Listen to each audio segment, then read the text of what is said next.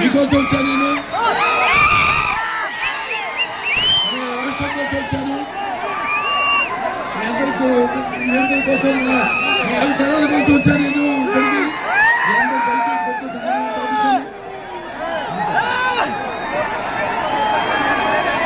నేను నాకు దండమైన తరం నుంచి నన్ను మీ అందరి గుండెల్లో ఆయన ప్రతిరూపంగా నిలిపినందుకు ముందుగా ఈరోజు అంబేద్కర్ గారి జయంతి. ఈ సందర్భంగా అంబేద్కర్ గారికి ఘన నివాళులు అర్పిస్తూ ఆయన మన రాజ్యాంగ నిర్మాత, మరి ఈ సమాజంలో ఉన్నటువంటి యొక్క స్పృశ్యత, అసమానత ఏవైతే ఉన్నాయో వాటి దురాచారాలను దూరం చేసి అందరికీ బడుగు బలహీన వర్గాల ఆశ జ్యోతి నిలిచి మన రాజ్యాంగాన్ని నిర్మించి అందరూ కూడా బడుగు బలహీన వర్గాలందరూ కూడా సామాజిక పరంగా, ఆర్థిక పరంగా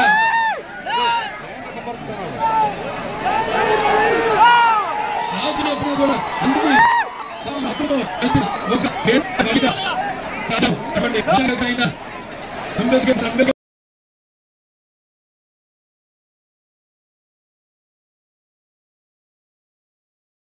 జీవన విధానం ఎన్టీ రామారావు గారు.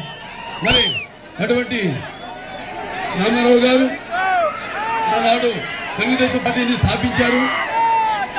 ఆయన అంబేద్కర్ గారి ఆశయాలను ముందుకు తీసుకెళ్తూ మరి యొక్క సమాజ స్థాపన కోసం, సమాజంలో ఉన్న వ్యత్యాసాలను తొలగించడం కోసం, అలాగే ఈ యొక్క సామాజిక న్యాయం కోసం ఆయన అహర్నిశలు పాటుపడ్డారు. ఆయన అందరికీ న్యాయం చేసిన మహానుభావుడు. అంతవరకు అధికారంలో పదవులకి దూరంగా ఉన్న ఈ బడుగు బలహీన వర్గాలైతేనేమి, లేకపోతే తాడిత పీడిత కులాలైతేనేమి, వెనుకబడిన తరగతులైతేనేమి, మైనారిటీలు అయితేనేమి అందరికీ చేయూతనిచ్చి తీసుకొచ్చి అధికార పీఠం మీద కూర్చోబెట్టిన మహానుభావుడు నందమూరి తారక రామారావు. మరి ఈనాడు ఇక్కడికి అశేష జన సముద్రం, అంటే ఇసుక వేస్తే రానంత జనం, నేలనింద ఆకాశానికి చిన్నుపడిన అన్న రీతిలో ఇక్కడ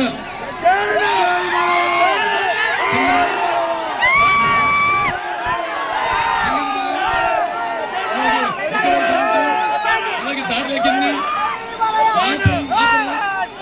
నా కొత్త పుల్లూరు, నా కొత్త నల్లనూరు అన్ని మండలాల నుంచి విచ్చేసిన తెలుగుదేశం పార్టీ కార్యకర్తలకు, జన సైనికులకు, అలాగే బీజేపీ కార్యకర్తలకు, నాయకులకు అందరికీ కూడా ముందుగా, అలాగే ఇక్కడ విచ్చేసిన ముస్లిం మైనారిటీ సోదరులకు, అలాగే ఉత్తమలీలకు, అలాగే ఇక్కడ ముస్లిం సోదరి బిడ్డలకు, అలాగే మీరంతా కూడా ఒకే మీ యొక్క ఈ ఉరుకుల చిత్తున్న ఉత్సాహం చూస్తుంటే నాకు ఒకటే అనిపిస్తుంది.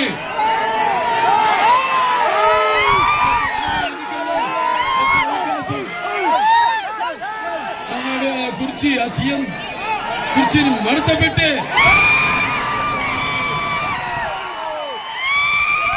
గెలుపు మనదే. కాబట్టి ఈ యొక్క వైకాపా ఏదైతే ఫ్యాన్ ఉందో దాన్ని 3 రెక్కలను ముక్కలు చేసి మీ అందరి ఉత్సాహం చూస్తుంటే అనిపిస్తుంది. మరి చూస్తున్నాం మనం రాయలసీమ అంటే రాయలసీమ,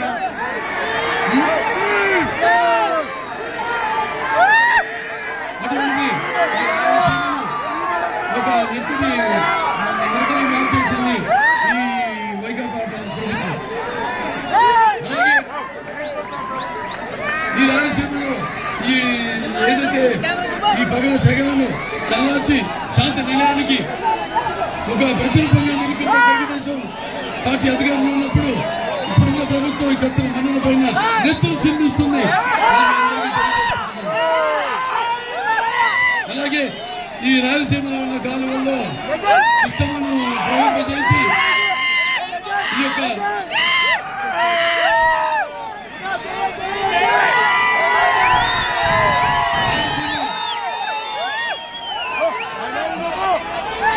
భూముల్ని చేస్తే మన తెలుగుదేశం ప్రభుత్వం వైకాపా ప్రభుత్వం ముఠాధ్యక్షులను పోషించి ప్రోత్సహించి ఈ కాలువల్లో ఈ యొక్క రక్తపు జీవితాన్ని ప్రవర్తింపజేస్తుంది. ఈరోజు అన్ని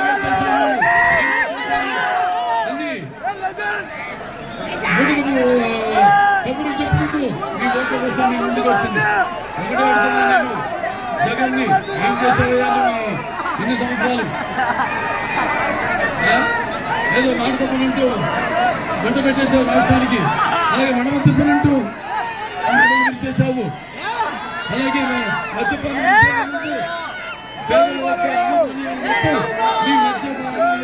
వ్యాపారంలో పోసేశావు, అలాగే జగన్ అంటూ జలగల పీడిస్తున్నావు, అలాగే మానవులంటూ మనోభావాలను మంట కలుపుతున్నావు, తగలబడుతున్నావు, అలాగే నవరత్నాలంటూ నవనాడులను పీడిస్తున్నావు, అలాగే నేనున్నానంటూ అవును నువ్వు లేకుండా ఎక్కడ పోతావు పోయే సమయం దగ్గర వచ్చింది. నేనున్నానంటూ ఈ యొక్క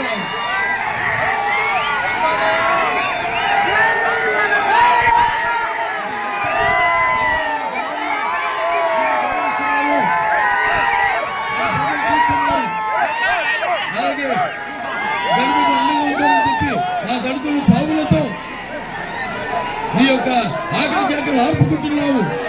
నా అక్క చెల్లెలు నా అన్నదమ్ములు అంటూ ఆ అక్క చెల్లెల అన్నదమ్ముల ఆస్తిలోనే వాటాలు అడుగుతున్నావు. నా అక్క చెల్లెలు అంటూ వాళ్ళు ఉసురు పోసుకుంటున్నావు. అలాగే ఈ యొక్క అమరావతి రైతుల మెతుకుల్ని రక్తపు గుర్తులా మార్చుకుంటావు.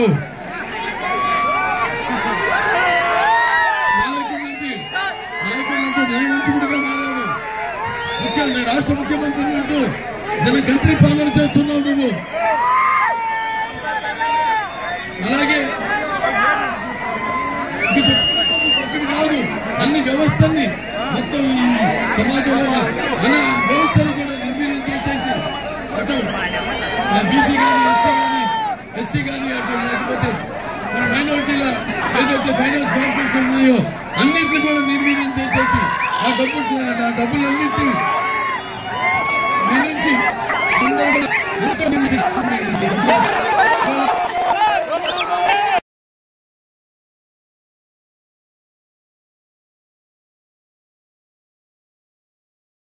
చేపట్టినట్టుగా ఉంది.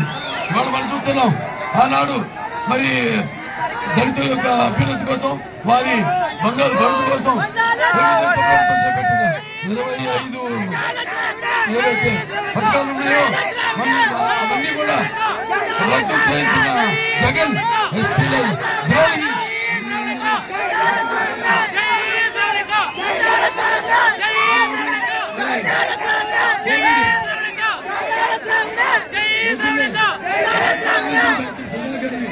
చిత్రంతో చేసి ఆయన మనోగండానికి కారణమయ్యాడు. అలాగే ఒక్కొక్క జడ్జి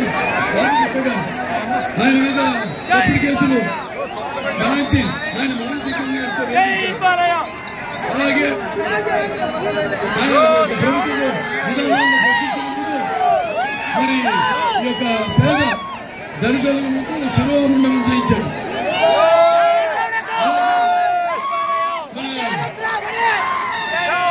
రాజధాని గురించి ఉద్యమించిన నాయకులపై అలాగే ఈ వైకాపా పార్టీకి చెందిన ఎమ్మెల్సీ అనంత్ కుమార్ దళితుడిని చంపి అతని డోర్ డెలివరీ చేశారు. ఇవన్నీ మేమంతా గుర్తుపెట్టుకోండి. అధికారంలో ఉన్నప్పుడు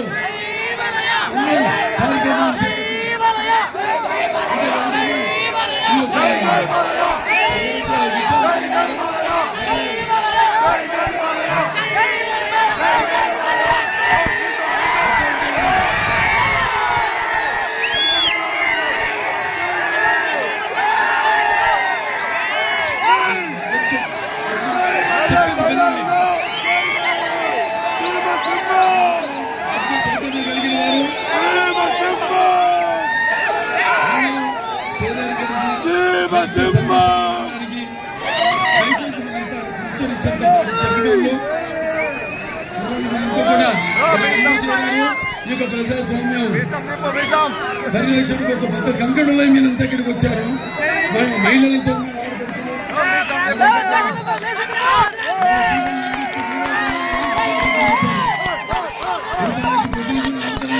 భావితరాలకు భారతదేశపు మహాశక్తి మీరంతా యువకులు తెలుసు. మీరంతా నిరాశ నిస్పృహలో ఉన్నారు. మీరు చదువుకున్నారు కానీ మీకు ఇక్కడ పరిశ్రమలు రాలేదు, మీకు ఉద్యోగాలు లేవు. కాబట్టి కొంచెం మనం ఉద్యమించవలసిన అవసరం ఉంది. అదంతా మీ యువత బుద్ధస్కంధాలపై ఉంది. మీరంతా కూడా కొంచెం నిశ్శబ్దంగా ఉంది. నేను ఇక్కడ ఒక హిందూపూర్ ఎమ్మెల్యేగా కూడా వచ్చాను.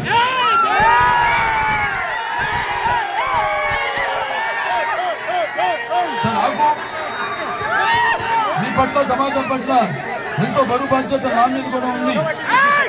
దయచేసి మీరందరూ కూడా కాసేపు సమన్వయం పాటించవలసిందిగా కోరుకుంటున్నాను. అలాగే ఈ యొక్క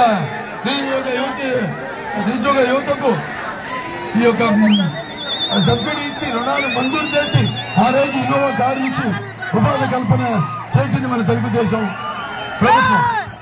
అలాగే ఈ యొక్క ఏపీఐఐసి ద్వారా వాళ్ళకన్నీ యువ పరిశ్రమవేత్తలకు 1,00,000 కోట్ల రూపాయల దాకా ఆర్థిక సహాయం అందించడం జరిగింది. అలాగే రాష్ట్ర వ్యాప్తంగా ప్రతి వార్డుల్లో కూడా ఎస్సీ వార్డుల్లో కూడా సీసీ డ్రైన్లు అలాగే సీసీ రోడ్లు నిర్మాణం చేపట్టింది. ఇక మనకి రేపు తెలుగుదేశం అధికారంలోకి వచ్చాక ముందు అంబేద్కర్ విదేశీ విద్య అది ఉండేది, ఇప్పుడు లేదని నిలువైపోయింది. దాన్ని కొనసాగిస్తాను మీ అందరికీ తెలియజేసుకుంటున్నాను. అలాగే కార్పొరేషన్ ద్వారా అందరికీ రుణాలు ఇప్పిస్తాము. అలాగే ఈ పేదలేని దళితులకి హెచ్చరిక వాళ్ళకి 2 ఎకరాల భూమి ఇప్పిస్తామని తెలియజేసుకుంటున్నాను. అలాగే సివిల్ ఎగ్జామ్స్ కి ఉచిత శిక్షణ ఇస్తాము. అలాగే బిఏఎస్ బెస్ట్ అవైలబుల్ స్టడీస్ మీ అందరికీ అందజేస్తాం. ఆ రోజు నందమూరి తారక రామారావు గారు మన గుంటూరు పాఠశాలలు మరి కేంద్ర విద్యాలయాలు అలాగే మన హాస్టల్ అయితేనేమి ఇవన్నీ కూడా చదువు విద్యలో ఒక ఉద్యమాన్ని తీసుకొచ్చింది మన తెలుగుదేశం ప్రభుత్వం నాడు ఎన్టీ రామారావు హయాంలో. ఆ తర్వాత మన చంద్రబాబు నాయుడు గారు ఆయన కూడా మరి మనకు తెలుగు వారి యొక్క మేధస్సును ప్రపంచ వ్యాప్తంగా తెలియజేసిన మహానుభావుడు మన చంద్రబాబు నాయుడు గారు. ఆనాడు ముస్లింస్ మరి ముస్లిం సోదర సోదరిమణులు ఉన్నారు ఇక్కడ. వాళ్ళందరికీ తెలుగుదేశం పార్టీ అంటే తెలుగుదేశం కూడా వారి పట్ల ప్రత్యేకమైన శ్రద్ధ కనబరుస్తుంది. అలాగే తెలుగుదేశం అప్పుడు నాన్నయ్య గారు మన రాష్ట్రంలో మొట్టమొదటిసారిగా మైనారిటీ ఫైనాన్స్ కార్పొరేషన్ స్థాపించి ఆర్థికంగా అలాగే మిమ్మల్ని ముందుకు తీసుకెళ్లాలని సంకల్పంతో దాన్ని ప్రారంభించడం జరిగింది. కనపడుతుందా?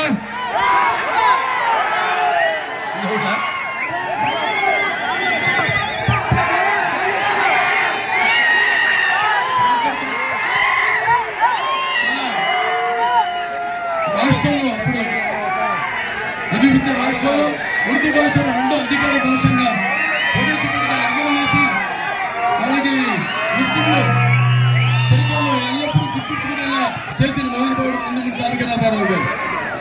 అలాగే ఇక్కడ హైదరాబాద్ 11 అంతస్తుల హజ్ భవనాన్ని నిర్మించారు నందమూరి తారక రామారావు. కొత్త కడపలో 25 కోట్లు పెట్టి హజ్ భవనాన్ని నిర్మించారు. కొంత చంద్రబాబు నాయుడు గారు 50% సబ్సిడీతో 2 లక్షల రూపాయలు రుణం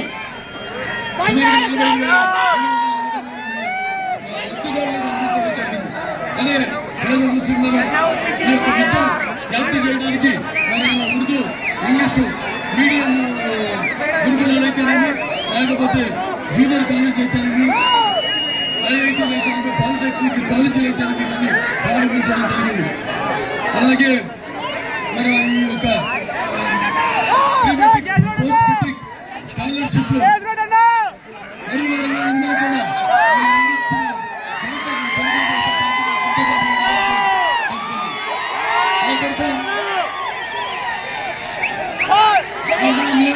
మోచర్లు ఎవరైతే ఉన్నారో వాళ్ళకి 5,000 రూపాయలు, అలాగే 3,000 రూపాయలు నెలకి నెల తిరగకుండానే వాళ్ళకి గౌరవ వేతనాలు ఇచ్చింది మన తెలుగుదేశం ప్రభుత్వం. అలాగే పేద ముస్లిం యువతకు మహిళలకి వాళ్ళ పెళ్లి కోసం ఈ యొక్క పెళ్లి కార్యక్రమంలో 50,000 రూపాయలు ఇవ్వడం జరిగింది.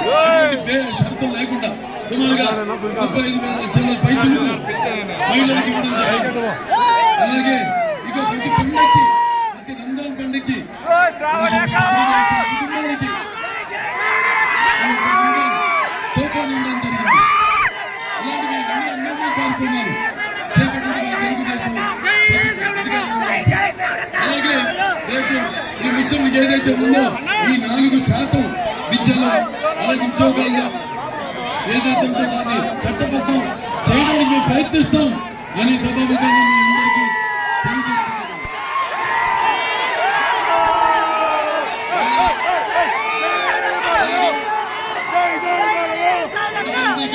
తెలియజేస్తున్నాం. మనకి ఇక్కడ మరి ఈ యొక్క శాండ్ రీచ్ లో 50 ఎకరాలకు పైగా ఈ యొక్క శాండ్ మాఫియాతో ఎన్నో లక్షల కోట్లు దోచుకుంటున్నారు ఈ వైకాపా నాయకులను మీ అందరికీ తెలియజేస్తున్నారు. అలాగే మనకి పన్ను సావేగంగా పూర్తి చేస్తామని చివరి ఆయకట్టు తెలియజేసుకుంటూ, అలాగే మరి ఏవైతే కేటాయించాము అంటే ఎస్సీ, ఎస్టీ, బీసీ, మైనారిటీ మరియు కార్పొరేషన్కి అయితే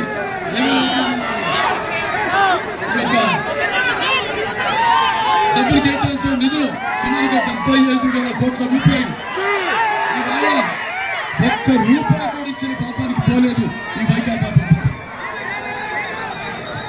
రేపు ఏబి, సిడి ఈ వర్గీకరణ ఏదైతే ఉందో ఎస్సీలో చేసింది తెలుగుదేశం ప్రభుత్వాన్ని మీ అందరూ తెలియజేస్తున్నారు. ఆనాడు సర్కారీ కమిషన్ కేవలం గారు రాష్ట్రపతిగా ఉన్నప్పుడు ఆ ప్రతిపాదనను పంపించి 22,000 మందికి ఉద్యోగాలు కల్పించిన ఘనత మన తెలుగుదేశం పార్టీకి దక్కుతుంది, ప్రభుత్వానికి దక్కుతుందని తెలియజేస్తున్నారు. అలాగే మండలి మీద పోయిన 2019 ఎన్నికల ముందు కూడా ఏబిసిడి వర్గీకరణ చేసి రాష్ట్రపతికి పంపించడం జరిగింది. ఇవాళ మోడీ గారు కూడా దానికి ఆమోదయుతంగా ఉన్నారు. తెలుగుదేశం పార్టీ అధికారంలో రాగానే వర్గీకరణ కూడా అందరికీ ఉద్యోగ కల్పన కలిగిస్తామని ఈ సభాముఖంగా నేను తెలియజేస్తున్నాను. అలాగే ముస్లిం సోదరులందరూ కూడా ఉత్తరాలు యోజనలు అందరూ కూడా ఒకటి గుర్తుపెట్టుకోవాలి. ఈ ఏబిసిడి ఈ ఏదైతే ఉందో ఈ క్లాసిఫికేషన్ కింద వస్తారు మన ముస్లిం మైనారిటీస్ అందరూ. ఈని తీసేస్తారు అని దుష్ప్రచారం చేస్తున్నారు. ఏమీ పెట్టుకోకండి, అటువంటి భయం ఏం పెట్టుకోకండి. ఇలా జరగదు కాక జరగదు అని మీ అందరికీ నేను హామీస్తున్నాను. ఇలా ఈరోజు ఈ యొక్క చెత్త ప్రభుత్వాన్ని, చేతగాని ప్రభుత్వాన్ని, ఒక రాజధాని లేని రాష్ట్రంలో చేసిన ఈ ప్రభుత్వాన్ని, అలాగే బాధుడే బాధుడు, అలాగే ఇదెక్కడ కర్మ లాంటి ప్రభుత్వాన్ని దింపడానికి మన అన్ని శక్తులు ఒకటయ్యాయి. ఈనాడు తెలుగుదేశం, జనసేన, బీజేపీ కూటమిగా ఏర్పడి ఇది మామూలు కూటమి కాదు. ఈ కూటమి శక్తిని ఎదుర్కొనే శక్తి ఎవరికి లేదు లేదు లేదు. ఈ కూటమి అనేది ఒక నిప్పుల ఉప్పెన. ఈ కూటమి అనేది ఒక అగ్ని పర్వత విస్ఫోటన.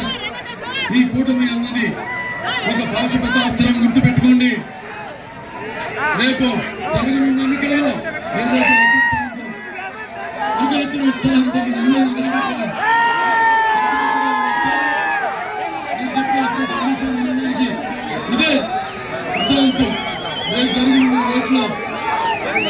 ఎలక్షన్స్ మీరంతా కూడా మరి ఆ జగన్ నన్ను అలాగే అణువు రక్తపు పొట్టు ఓటుని చూచి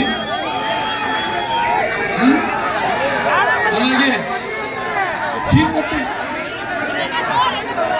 అందరూ కూడా ఓటు ఐదొక్క కలిసి గట్టిగా తిప్పి కొట్టి అతనికి అప్పచేయ విజయాలంటే చూపించాలి.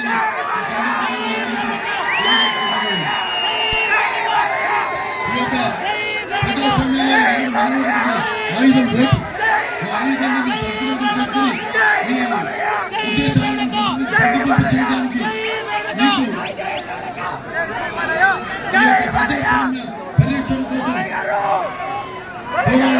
సరైన ప్రతినిధిని ఎన్నుకోవడం, సమాజ స్థాపన కోసం, సమాజంలో వ్యత్యాసాలను తొలగించడం కోసం, అలాగే సామాజిక న్యాయం అందరికీ అందించడం కోసం మీరు ఓటు అనే ఆయుధాన్ని అక్కడ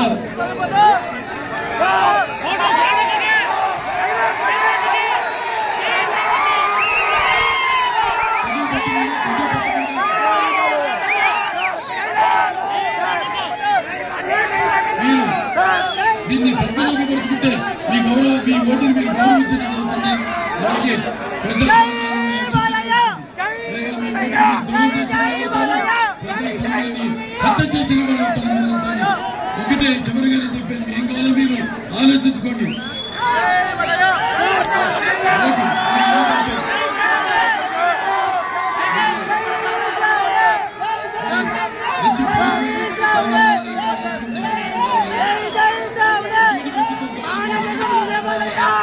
లేకపోతే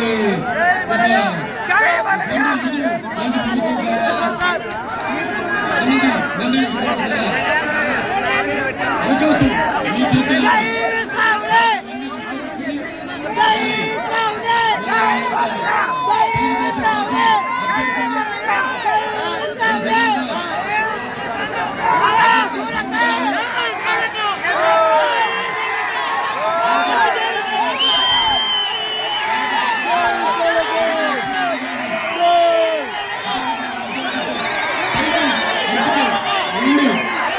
ఓట్లు ఈ ఓట్లేంటి